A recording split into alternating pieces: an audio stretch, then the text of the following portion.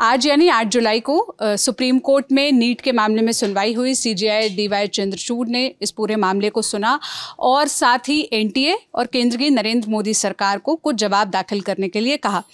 सुनवाई के दौरान सीजेआई ने 2-3 बातें कही जो महत्वपूर्ण है। एक, रीनीट जो री एग्जामिनेशन की बात हो रही है उसको लेकर सीजेआई ने अपना पक्ष रखा है, टिप्पणी की है। साथ ही इस पर जो पूरा मामला सामने आया है कि कैसे 67 बच्चों को 720 में से 720 नंबर मिल गए, इस पर एनटीए से जवाब मांगा है। और भी कई महत्वपूर्ण बातें इस पूरी सुनवाई के दौरान हुई। मेरे साथ निखिल हैं जो इस पूरे केस को फॉलो कर रहे थे, इस केस पर नज़र बनाए हुए थे। हम सिलसिलेवार तरीके से समझते हैं कि आज यानी 8 जुलाई को सुप्रीम कोर्ट में क्या क्या हुआ, सीजेआई की बेंच में किसने किसका पक्ष रखा और क्या निकल कर आया। निखिल, शुरू से शुरू करते हैं, क्या मेजर पॉइंट्स थे जिस पर चर्चा शुरू हुई? देखिए, मेजर पॉइंट्स तो यही है कि सुप्रीम कोर्ट की आज की सुनवाई में सबमिशंस कुछ हुए जो पिटिशनर्स हैं उनकी तरफ से। कुल 6 पिटिशनर्स हैं, अलग अलग, मतलब 6 मामले हैं जिनको क्लब करके सुना जा रहा है। और उनकी मांग ये है कि नीट का दोबारा एग्ज़ाम होना चाहिए। जो अभी एग्ज़ाम हुआ है मतलब वो बियॉन्ड रिपेयर वाली स्थिति में है, इसलिए आप सबका एग्ज़ाम दोबारा करवा दीजिए। तो इसके ऊपर उन्होंने अपने रिप्रेजेंटेशन रखा। भारत सरकार की तरफ से सॉलिसिटर जनरल तुषार मेहता आज उपस्थित हुए थे, पेश हुए थे। तो ये चीज़ आपको बताता है कि अब गवर्नमेंट फाइनली इसको सीरियसली ले रही है कोर्ट ऑफ लॉ में भी, क्योंकि उनको भी ऐसा लग रहा है कि इसको उन्हें मैनेज करना पड़ेगा। तो आइटम नंबर 31 था ये आज की सुनवाई में, और जस्टिस पारदीवाला थे इसमें, सीजेआई चंद्रचूड़ तो थे ही, और जस्टिस मनोज मिश्रा। ये एक ट्रिपल बेंच थी। और इन्होंने कहा कि सुनवाई से पहले जब आइटम नंबर 31 नहीं आया था तभी उन्होंने पूछ लिया था कि कौन कौन पेश हो रहा है, किन पक्षकारों की वजह से। और उन्होंने ऑफिशियली सुनवाई शुरू होने से पहले उन्होंने ये कह दिया था कि हम पहले सुनेंगे पिटिशनर्स को, कि जो याचिका करता है पहले वो अपना पक्ष रखेंगे, उसके बाद फिर हम सुनेंगे सरकार को और एनटीए को। और बात ये उन्होंने इसलिए भी क्लियर किया क्योंकि एक पिटिशनर और आ गए थे आज जब सुनवाई शुरू नहीं हुई थी। उन्होंने मेंशन किया बेंच के सामने अपनी प्ली को। ये 56 छात्र हैं गुजरात के जिनका कहना है कि रीनीट नहीं होना चाहिए। तो अब वो हर तरह की याचिकाएं सुप्रीम कोर्ट के पास चली गई हैं। और आज का हाई पॉइंट अगर आप देखें एक लाइन में, तो कोर्ट ने कहा है बार बार कि इस चीज़ से इनकार नहीं किया जा सकता है कि लीक हुआ है, पेपर लीक हुआ है। अब बात सरकार भी मानती है। सॉलिसिटर जनरल ने मतलब जैसे ही सीजीआई ने, क्योंकि वो खुद मतलब वो ये सारी चीज़ें कह रहे थे, उन्होंने कहा था कि मैं आपको अंग्रेजी का वो वाक्य पढ़ के भी सुना दूं क्या? जी, उन्होंने लिखा है कि 1 थिंग इज क्लियर कि लीक हुआ है, ये शब्द थे सीजीआई के। तब सॉलिसिटर जनरल ने कहा कि एक जगह पे हुआ है। वो पटना वाले सेंटर की बात कर रहे थे जहाँ पे एक पूरा केस ईओडब्ल्यू ने ये किया है और वहाँ पे छात्रों की गिरफ्तारियां भी हुई हैं। और ये उसी सेंटर की बात है जहाँ पे ये था कि एक दिन पहले पर्चा मिल गया और बच्चों ने याद किया, और फिर उसमें फिर वो लंबी चौड़ी कंट्रोवर्सी है। सम्राट चौधरी ने कह दिया कि तेजस्वी के कोई जानने वाले थे, उनके कहने पे एनएचएआई का गेस्ट हाउस बुक हुआ था। फिर एनएचएआई का क्लैरिफिकेशन आ गया कि एनएच का तो कोई पटना में गेस्ट हाउस नहीं है। ये सब होता रहा। अब कोर्ट के सामने है, तो बेंच ने जितनी बातें कही हैं सुनवाई में, उसमें उन्होंने बार बार इस चीज़ को मेंशन किया है कि हम ये जानने में इंटरेस्टेड हैं कि ये जो लीक हुई है ये कितनी बड़ी लीक है। पहली चीज़ माने कितनी जगह पे लीक हुआ। दूसरा, हम जानने में इंटरेस्टेड हैं कि इस ये जो लीक हुई है और उसके बाद में जो फाइनल एग्ज़ाम जब कंडक्ट हुआ है जिस दिन और जिस समय पे, उसके बीच में कितना टाइम था। मतलब अगर कोई लीक हुई तो फिर वो जो लीक हुआ पर्चा कितने लोगों तक पहुंच पाया, उसके लिए समय कितना था। और तीसरा, वो तरीके को जानना चाहते हैं कि किस तरीके से, टेलीग्राम से हुआ है या सोशल मीडिया से वगैरह वगैरह। और फिर उन्होंने इस तरह के सवाल उठाए हैं कि क्या नीट का जो पूरा एग्ज़ाम पैटर्न है, जिस तरह से परीक्षा ये ली जाती है और जो एजेंसीज को करवाती माने एनटीए, क्या वो पूरी तरह ये एग्जामिनेशन ही कॉम्प्रोमाइज़ हो गया है जिस तरह से किया जाता है? क्या एसओपीज़ ही फॉलो नहीं होते हैं? और उनका ये कहना था सीजीआई का कि अगर एग्ज़ाम की इंटेग्रिटी ही क्वेश्चन हो जाती है, अगर ऐसा सामने आता है कि जो प्रॉब्लम है वो 1 या 2 या 3 सेंटर पे ना होके पूरा सिस्टम में ही प्रॉब्लम थी, और ये समझ में आता है कि जो ऐसे छात्र हैं जिन्होंने लीक का फ़ायदा उठाया, और कुछ तो बोनाफाइड छात्र हैं जो अपनी तैयारी करके गए थे, उन्होंने पेपर दिया। उन्होंने कहा अगर हम इन दो समूहों को अलग नहीं कर पाते हैं, अगर हम पता नहीं कर पाते हैं कि कौन गलत अनफेयर मीन से परीक्षा में बैठ रहा है और उसका लाभार्थी बेनिफिशियरी शब्द का इस्तेमाल किया, तो उन्होंने कहा कि ऐसे केस में फिर हमें सोचना पड़ेगा रीटेस्ट के बारे में। लेकिन सीजीआई ने ये भी कहा है कि अगर ये लीक एक लोकलाइज्ड एक इवेंट था, ज़्यादा उसमें टाइम नहीं बीता था और कुछ ही सेंटर्स की ये बात है, तो वहाँ पे एक छोटे रीटेस्ट के बारे में भी सोचा जा सकता है। तो उन्होंने कहा कि अभी इस मैटर को उन्होंने क्लोज नहीं किया है। उन्होंने 11 तारीख लगाई है सुप्रीम कोर्ट में फिर से, और सुप्रीम कोर्ट में कहा गया है दोनों पक्षों को कि आप थोड़ा सा और जानकारी लेकर के हमारे पास में आइए। तो पिटिशनर्स जो हैं, याचिकाकर्ता हैं अलग अलग 6, उनसे कहा गया है कि आप सब लोग आपस में मिल बैठ के बात कीजिए और हमको गुरुवार के रोज़ 11 तारीख जो 11 जुलाई होगी उसमें आपको कंसोलिडेटेड आर्गुमेंट देना है जो 10 पन्ने से ज़्यादा नहीं होना चाहिए। तो जैसे 6 वकील हैं वो बैठ के अपना डिसाइड कर लें, वो लिख लें अपनी चीज़ें, और वो 10 पेजेस के बराबर होना चाहिए। वो उस दिन वो सुनेंगे और उसको वो कंसिडर करेंगे। दूसरा, उन्होंने एनटीए को और सीबीआई को क्योंकि सीबीआई अब जांच एजेंसी है इस मामले में, उन्होंने उनको भी बहुत सारी चीज़ें करने को कहा है। उन्होंने ये जानने के लिए कहा है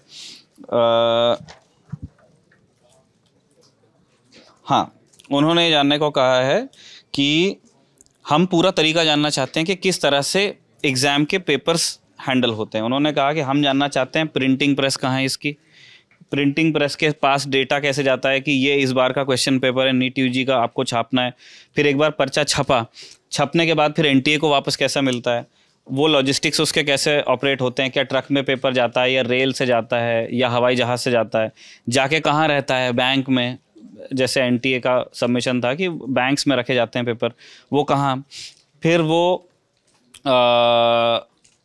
प्रेस से चलने के बाद जब एनटीए को मिलता है उस वहाँ से लेके एग्ज़ाम के बीच में कितना समय है, क्या एसओपीस सारे फॉलो होते हैं, और जो फिर वही जो हम थोड़ी देर पहले बता चुके हैं कि लीक का नेचर, क्या वो सोशल मीडिया के थ्रू, सीजीआई का ये कहना था कि अगर ये लीक सोशल मीडिया के थ्रू हुई है उस केस में आप ये मानिए कि इसका जो स्कोप है वो बहुत ज़्यादा बढ़ जाएगा, क्योंकि सोशल वाइल्ड फायर उन्होंने अंग्रेजी में कहा था कि ये तो फिर जंगल की आग की तरह फैल गया होगा और तब पॉइंट आउट करना मुश्किल होगा।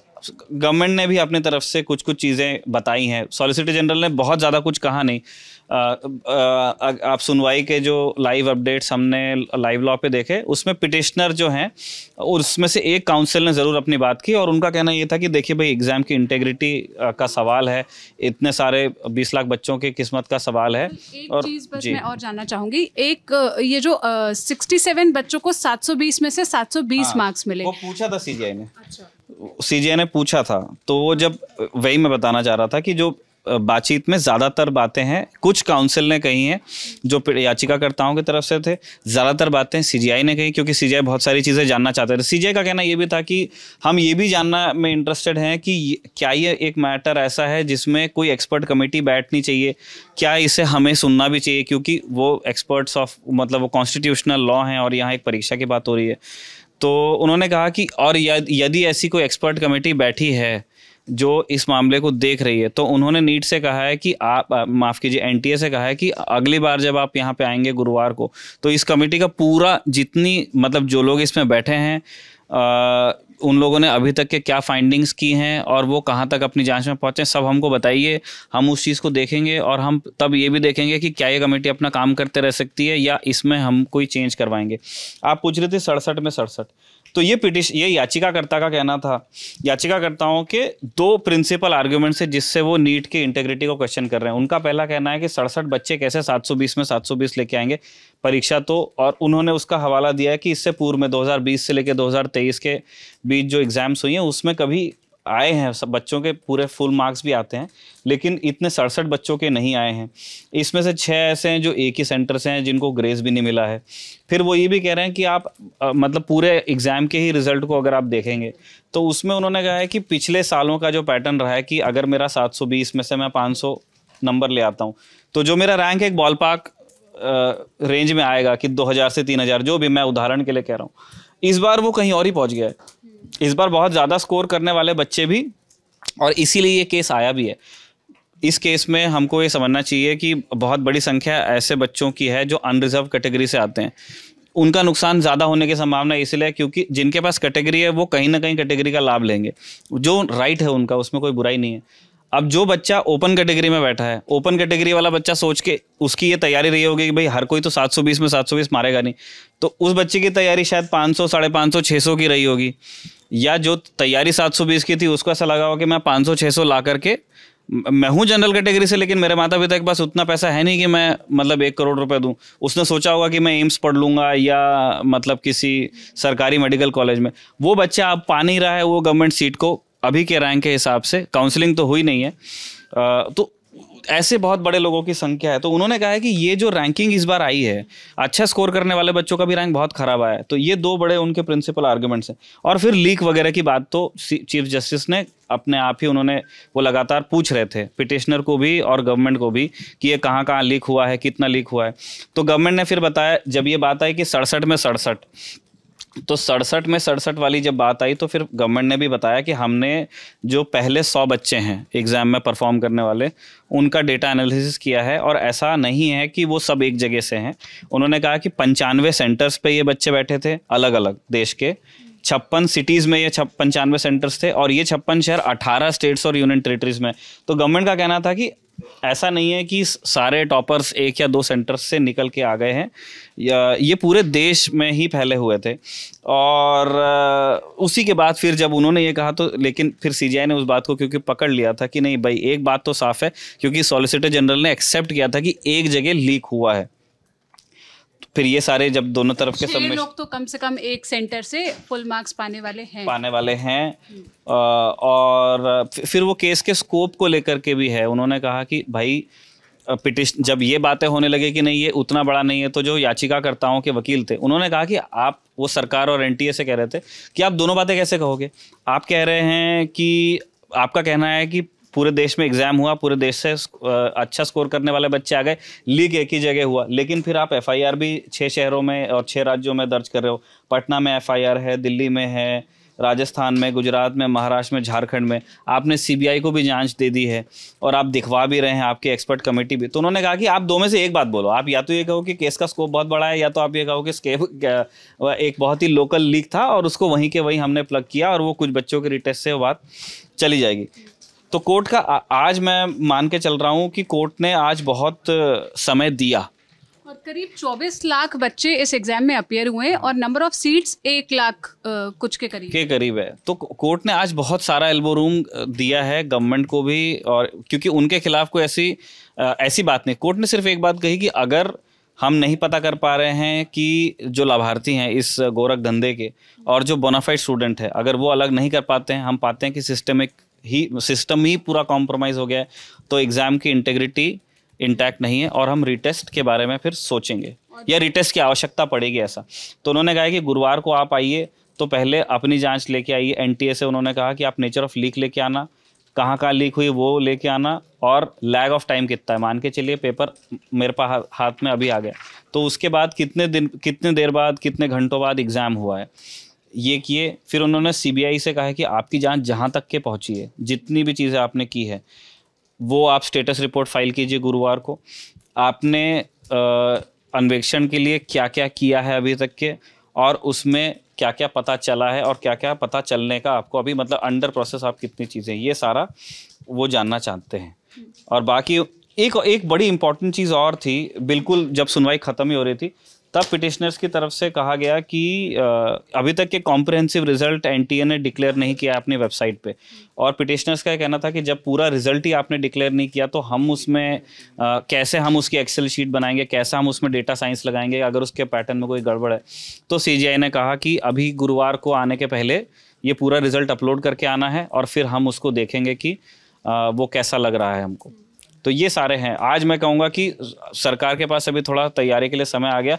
उनको ये 2 बड़ी संभावनाओं के बारे में पता अगर सरकार ये साबित करने में कामयाब, देखिए अब ये सवाल नहीं बच गया कि क्या पेपर लीक हुआ था, सीजीआई ने अपने मुंह से ही बोला, सॉलिसिटर जनरल ने एक्सेप्ट भी किया। और उसके जवाब के बाद एक लाइन जो अब मैं देख रही हूँ हर वेबसाइट, हर टीवी का फ्लैश बन गया कि आप डिनायल में मत रहिए। हाँ। पेपर लीक हुआ है तो एक्सेप्ट करिए कि पेपर लीक हुआ है। तो माना ना सीजीआई, मतलब तुषार मेहता ने बोला कि हाँ एक जगह लीक हुआ भी है, तो सरकार अगर ये साबित कर पाती है अब भी कि लीक लोकल था, और सरकार ये पता लगा लेती है कि कितने बच्चों तक के पहुंचा था, जैसे बिहार में बच्चे अरेस्ट हुए हैं, गुजरात में बच्चों का रिजल्ट विथहेल्ड है अभ्यर्थियों का, और अभी चल रहा है, तो इसीलिए थोड़ा सी ये जानना चाहते थे कि यार अभी तक तुम लोग पता ही कर रहे हो क्या, कितने ऐसे बच्चे थे जिन्होंने इस तरह से मतलब गोरख धंधा किया। तो ये जब तक के नहीं क्लियर होगा तब तक के ये संभावना, सरकार के पास टाइम है, वो अपने आर्गुमेंट्स फ्रेम करें ऐसी जानकारियां जो प्रकाश में, वरना ऐसा हो सकता है। आज की सुनवाई देख के तो ये लगता है कि अगर वो एग्जाम का स्कोप पिटिशनर से बताने में कामयाब हो गए कि बहुत बड़ा था, बहुत बड़ी संख्या में ये हुआ है, क्या पता रीटेस्ट हो जाए और कोर्ट ऑर्डर कर दे।